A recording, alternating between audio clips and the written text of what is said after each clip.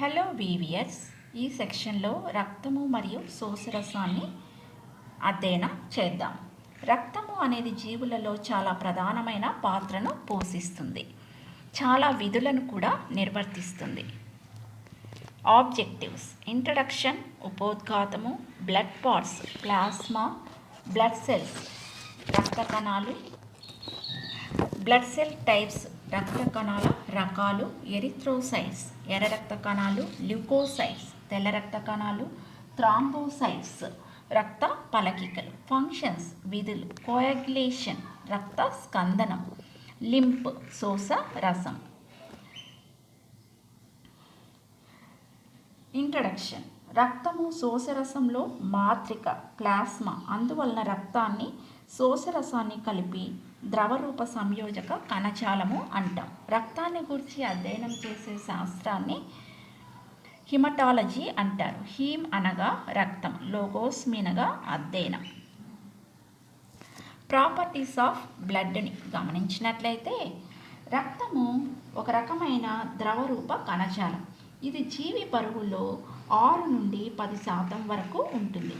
ఇది Arthropoda, Mollusca జీవులలో తప్పక మిగిలిన జీవులలో ఎరుపు రంగులో ఉంటుంది. రక్తము కాంతి నిరోధకం, కొద్దిగా జిగటగా ఉప్పగా ఉంటుంది. రక్త pH 7.4, అందువలన కొద్దిగా క్షార లక్షణాన్ని కలిగి ఉంటుంది. ఆరోగ్యవంతమైన మానవుని దేహంలో సుమారుగా 5 లీటర్ల రక్తం ఉంటుంది. చాలా జీవులలో రక్తము రక్తనాళాల ద్వారా ప్రవహిస్తుంది. దానినే బంధిత రక్త ప్రసరణ లేదా క్లోజ్డ్ టైప్ బ్లడ్ సర్క్యులేషన్ అంటాం. ఆర్థ్రోపోడా వంటి జీవులలో ఖాళీ ప్రదేశాలలో ప్రవహిస్తుంది. దీనినే విభుదృత రక్త ప్రసరణ లేదా open type of blood circulation అంటారు. కాంపోజిషన్ ఆఫ్ బ్లడ్ని గమనిస్తే, రక్తాన్ని సెంట్రిఫ్యూజ్ చేసినప్పుడు అందులో ప్లాస్మా, ఎర్ర రక్త కణాలు, తెల్ల రక్త కణాలు, రక్త పలకికలని వేరు చేయవచ్చు. బ్లడ్ని 2 భాగాలుగా విభజిస్తాం. ప్లాస్మా 55%, బ్లడ్ సెల్స్ రక్త కణాలు 45% ఉంటాయి. రక్త కణాలను 3 భాగాలుగా విభజించవచ్చు. ఆర్బీసీ, ఎరిథ్రోసైట్స్, ఎర్ర రక్త కణాలు, డబ్ల్యూబీసీ, ల్యూకోసైట్స్, తెల్ల రక్త కణాలు, ప్లేట్లెట్స్, థ్రాంబోసైట్స్, రక్త పలకికలు. కాంపోజిషన్ ఆఫ్ బ్లడ్ని గమనించినట్లయితే, బ్లడ్ని ప్లాస్మా ఫార్మ్డ్ ఎలిమెంట్స్ రక్త కణాలుగా విభజించవచ్చు. ప్లాస్మాని అమినో యాసిడ్స్, న్యూట్రియంట్స్, ప్రోటీన్స్గా విభజిస్తాం. ప్రోటీన్స్లో ఆల్బుమిన్స్, ఫైబ్రినోజన్స్, గ్లోబులిన్స్ ఉంటాయి. అంతేకాక నత్రజని వ్యర్థ పదార్థాలు, ఎలక్ట్రోలైట్స్, గ్యాసెస్, వాయువులు ఉంటాయి. ఫార్మ్డ్ ఎలిమెంట్స్ రక్త కణాలను 3 రకాలుగా విభజించవచ్చు: ఎర్ర రక్త కణాలు, తెల్ల రక్త కణాలు, రక్త పలకికలు. తెల్ల రక్త కణాలను గ్రాన్యులోసైట్స్, రేణుకా సహిత తెల్ల రక్త కణాలు, గ్రాన్యులోసైట్స్, రేణుకా రహిత తెల్ల రక్త కణాలుగా విభజించవచ్చు. గ్రాన్యులోసైట్స్ని న్యూట్రోఫిల్స్, బేసోఫిల్స్, ఇస్నోఫిల్స్గా విభజించవచ్చు. గ్రాన్యులోసైట్స్ని లింపోసైట్స్, మోనోసైట్స్గా విభజించవచ్చు. ప్లాస్మా ఇది ద్రవరూప కణజాలం అయినటువంటి మాత్రిక. ఇది సుమారుగా రక్తంలో 55% ఉంటుంది. ఇది లేత పసుపు రంగులో ఉంటుంది. ఇందులో 90 నుంచి 92% నీరు, మిగిలిన 8% సేంద్రియ, నిరీంద్రియ పదార్థాలు ఉంటాయి. ఆల్బుమిన్స్, గ్లోబులిన్స్, బ్లడ్ క్లాటింగ్ ప్రోటీన్స్ ఉండటం గమనిస్తాం. కాన్స్టిట్యూషన్స్ ఆఫ్ ప్లాస్మాలో వాటర్ 92% వరకు, ప్రోటీన్స్ 8% వరకు, అదర్ సొల్యూట్స్ 1.5% వరకు ఉంటాయి. ప్రోటీన్స్లో ఆల్బుమిన్స్, గ్లోబులిన్స్, ఫైబ్రినోజన్స్ ఉంటాయి. అదర్ సొల్యూట్స్లో electrolytes, sodium, potassium, calcium, magnesium, chlorine, hydrocarbons, sulphates ఉంటాయి. గ్యాసెస్లో ఆక్సిజన్, కార్బన్ డయాక్సైడ్, నైట్రోజన్ ఉంటాయి. న్యూట్రియంట్స్లో glucose, amino acid, fatty acids ఉంటాయి. వేస్ట్ ప్రోడక్ట్స్లో urea, uric acid, ammonia, creatinine ఉంటాయి.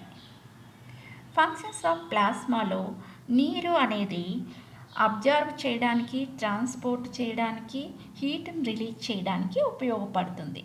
ఆల్బమిన్స్ osmotic balance, globulins defence mechanism, fibrinogen blood క్లాటింగ్లో, electrolyte ions pH బఫరింగ్లో ఉపయోగపడతాయి.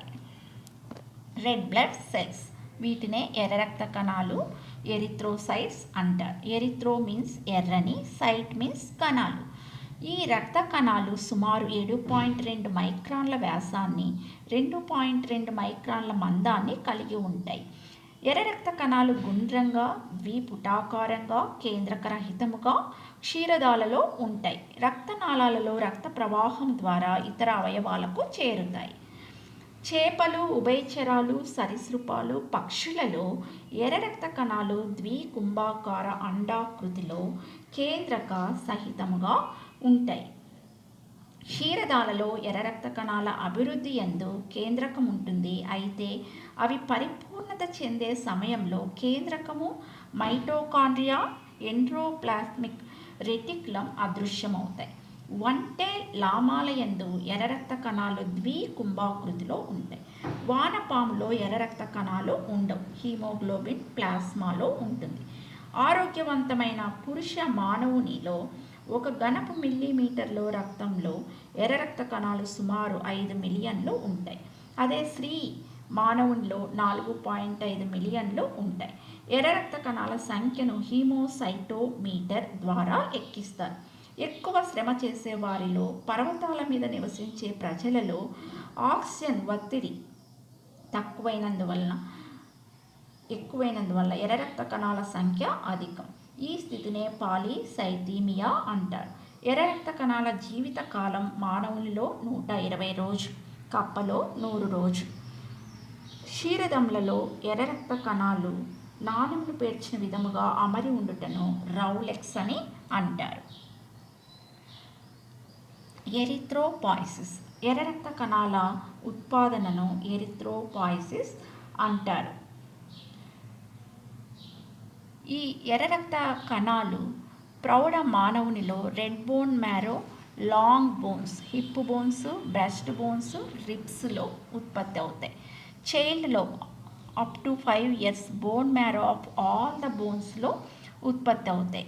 పీటస్ పిండంలో లివర్ మరియు స్ప్లీన్లో ఉత్పత్తి అవటం గమనించవచ్చు. ఎర్ర రక్త కణాల పరిణతికి విటమిన్ B12 మరియు B5 పోలిక్ ఆమ్లము అవసరం. కాబట్టి ఐరన్, గ్లాబులిన్, మాంసకృతులు, విటమిన్ B12, B5 లోపం వలన ఎనీమియా వ్యాధి వస్తుంది కనుక వీటి లోపం లేకుండా చూసుకొనవలెను. ఎర్ర రక్త కణాల నిర్మూలనను ఎరిథ్రోక్లాసియా అంటారు. కాలేయము, ప్లీహం గమనించినట్లయితే దెబ్బతిన్న ఈ కణజాలాలను, అవసాన దశలో ఉన్న రక్త కణాలను నిర్మూలిస్తాయి.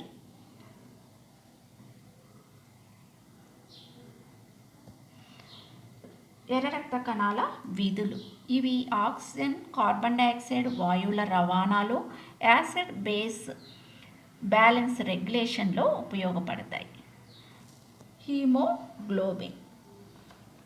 హీమోగ్లోబిన్ ఎర్ర రక్త కణంలో ఉండుట వలన రక్తము ఎరుపు వర్ణంలో ఉంటుంది. ఇది శ్వాసవాయువులైన ఆక్సిజన్ను, కార్బన్ డైఆక్సైడ్ను మోస్తుంది. అందువలన హీమోగ్లోబిన్ను శ్వాసవాయువుల వాహకము అంటారు. హీమోగ్లోబిన్ అనునది సంయుగ్మ ప్రోటీన్. ఇందులో గ్లోబిన్ అను మాంసకృతులు, ఇనుముతో కూడిన పార్పిరిన్ సంక్లిష్టము ఉంటాయి. 100 మిల్లీలీటర్ల రక్తంలో 15 గ్రాముల హీమోగ్లోబిన్ ఉంటుంది. ఒక హీమోగ్లోబిన్ మాలిక్యూల్లో 4 ఐరన్ అణువులు ఉంటాయి.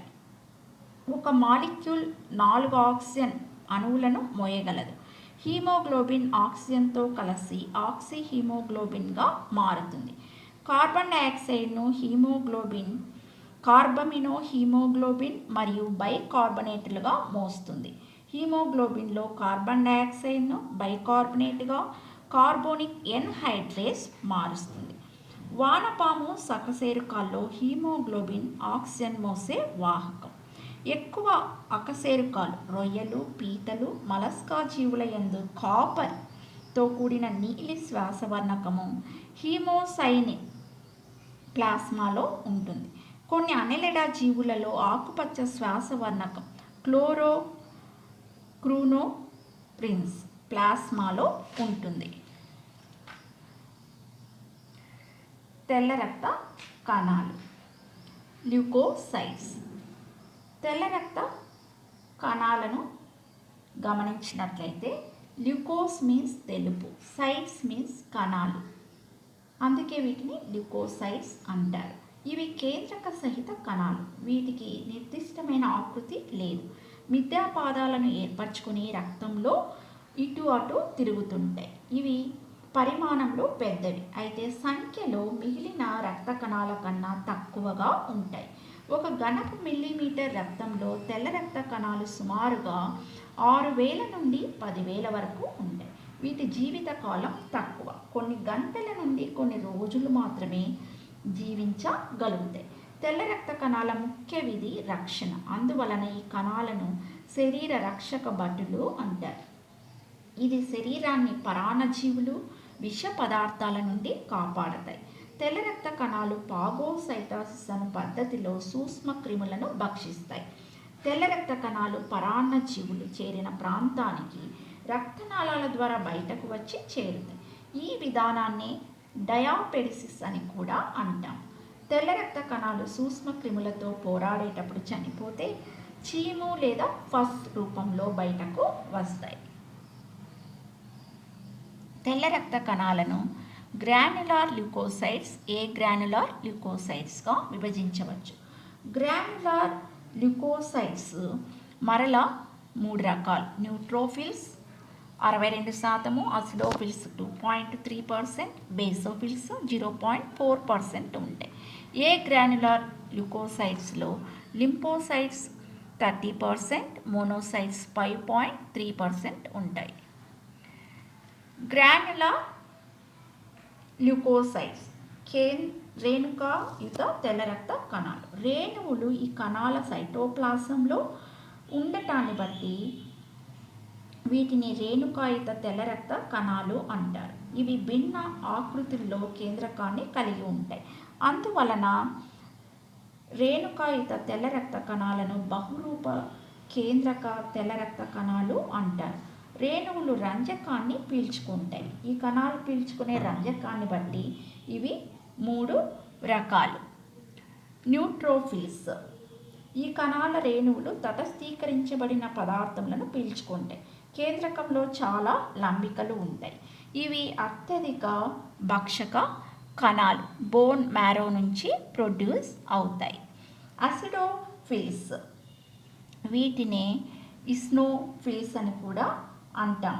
ఈ కణాల రేణువులు ఇయోసిన్ అనే ఆమ్లంను పీల్చుకుంటాయి. వీటిని ఆమ్ల కణాలు అని కూడా అంటారు. కేంద్రకము 2 లంబికలను కలిగి ఉంటాయి. ఇవి భక్షక కణాలు. ఇవి కూడా బోన్ మ్యారో నుంచి ప్రొడ్యూస్ అవుతాయి. బేసోఫిల్స్ ఈ కణాల రేణువులు మిథిలిన్ బ్లూను పీల్చుకుంటాయి. కేంద్రకము ఎస్ లేదా రిబ్బన్ ఆకృతిలో ఉంటుంది. వీటి క్రియ సరిగా తెలియదు. ఇవి కూడా బోన్ మ్యారో నుంచి ఏర్పడతాయి. ఏ గ్రాన్యులార్ ల్యూకోసైట్స్ రేణు రహిత తెల్ల రక్త కణాలు. రేణువులుండవు. కేంద్రకంలో భిన్న లంబికలు కూడా ఉండవు. ఇవి 2 రకాలు. Lymphocytes, monocytes. లింపోసైట్స్ ఇవి చిన్న కణాలు, అయితే కేంద్రకం గుండ్రంగా పెద్దదిగా ఉంటుంది. ఈ కణాలు ప్రతిజనకాలను నశింపచేయు ప్రతిరక్షకాలు యాంటీబాడీస్ను ఉత్పత్తి చేస్తాయి.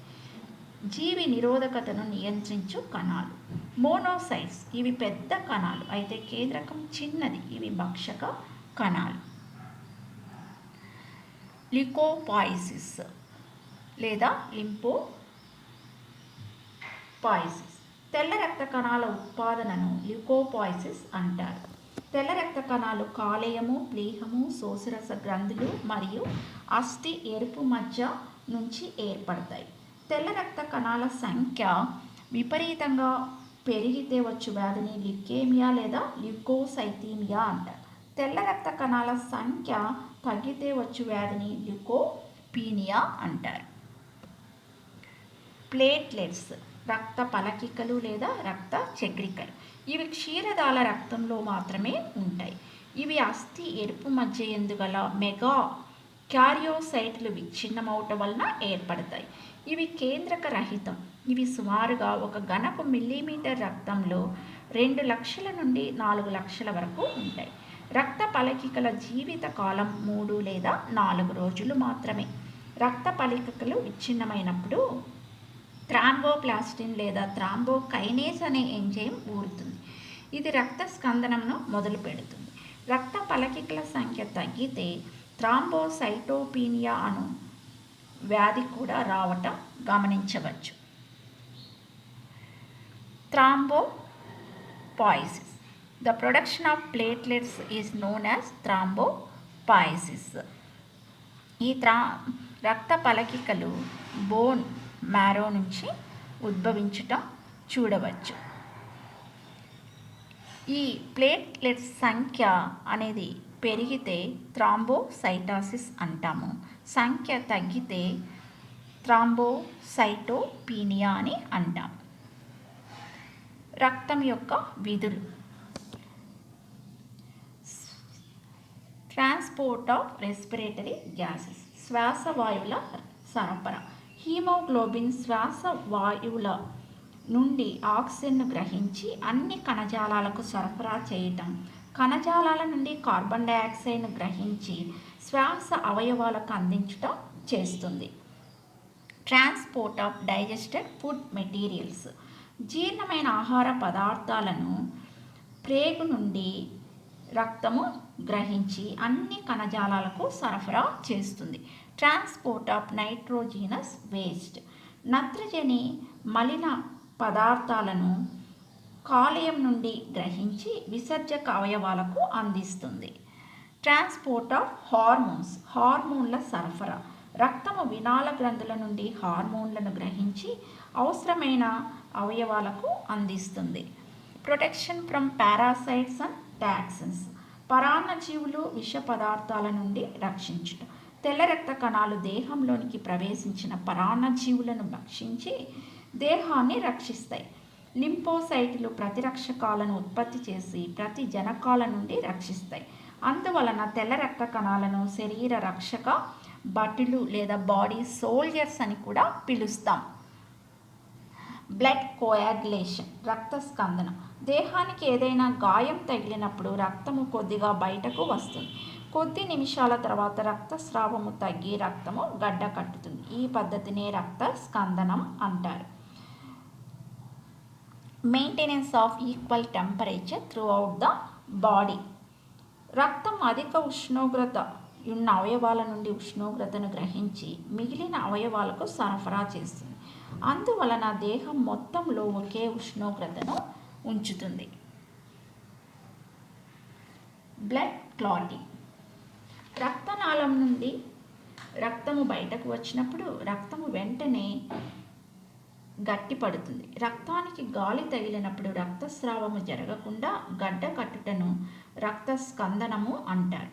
ఈ రక్తపు గడ్డలో పైప్రిన్ అను వల మరియు రక్త కణాలు ఉంటాయి. రక్తపు గడ్డ ద్వారా బయటకు వచ్చు పసుపు పచ్చని ద్రవమును సీరం లేదా రసి అంటారు. మెకానిజం ఆఫ్ బ్లడ్ క్లాటింగ్ రక్త స్కందనము అనున్నది ఒక క్లిష్టమైన రసాయనిక చర్య. ఈ చర్య వలన ప్లాస్మాలో కరిగి ఉన్న పైప్రినోజన్ అను మాంసకృతులు కరగని పైప్రిన్గా మారతాయి. బెస్ట్ మరియు టైలర్ అను శాస్త్రవేత్తలు రక్త స్కందన విధానాన్ని వివరించారు. వీరి ప్రకారము రక్త స్కందనంలో 4 ముఖ్య కారకాలు పాల్గొంటాయి. పైప్రినోజన్ కారకం 1 ఇది రక్తంలో కరిగి ఉన్న మాంసకృతులు ఇవి కాలేయం నుండి ఊరుతాయి. ప్రోథ్రాంబిన్ కారకం 2 ఇది చైతన్య రహితమైన పదార్థం. Vitamin K చైతన్యరహితమైన ప్రోథ్రాంబిన్ను చైతన్యమైన థ్రాంబిన్గా మార్చుతుంది. థ్రాంబోప్లాస్టిన్ లేదా థ్రాంబోకైనేస్ కారకం 3 విచ్ఛిన్నమైన రక్త పలకికలు ఇతర కణజాలముల నుండి ఇది ఏర్పడుతుంది. కాల్షియం అయాన్లు 100 సీసీల రక్తంలో కాల్షియం అయాన్లు 10 మిల్లీగ్రామ్స్ ఉంటాయి. ఇది చైతన్యరహితమైన ప్రోథ్రాంబిన్ను చైతన్యమైన థ్రాంబిన్గా మార్చుతుంది. నవీన కాలంలో మరొక 9 కారకాలు కూడా రక్తస్కందంలో పాల్గొంటాయని తెలుసుకొనటం జరిగింది. మొత్తము రక్తస్కందనంలో 13 కారకాలు పాల్గొంటాయి. రక్తస్కందన విధానాన్ని గమనించినట్లయితే రక్తస్కందనము అనున్నది ఒక రకమైన క్లిష్ట జీవరసాయనిక చర్య. దీనిని 3 భాగాలుగా విభజించవచ్చు. థ్యాంబోప్లాస్టిన్ విడుదల, ఇది రక్త ప్రసరణలో ఉండదు. ఇది దెబ్బతిన్న రక్త పలకికల నుండి గాయం ఏర్పడినప్పుడు విడుదలవుతుంది. ప్రోథ్రాంబిన్ను థ్రాంబిన్గా మార్చుట. ప్రోథ్రాంబిన్ చైతన్యరహితమైనది. దీనిని థ్రాంబోకైనేస్ కాల్షియం అయాన్లు చైతన్యమైన థ్రాంబిన్గా మార్చుతాయి. ఫైబ్రినోజన్ను ఫైబ్రిన్గా మార్చుట. థ్రాంబిన్ రక్తంలో కరిగి ఉన్న ఫైబ్రినోజన్ను ఫైబ్రిన్గా మార్చుతుంది. ఈ ఫైబ్రిన్ లోపలి తలాన్ని అంటిపెట్టుకొని చాలా రక్త కణాలు పేరుకుంటాయి.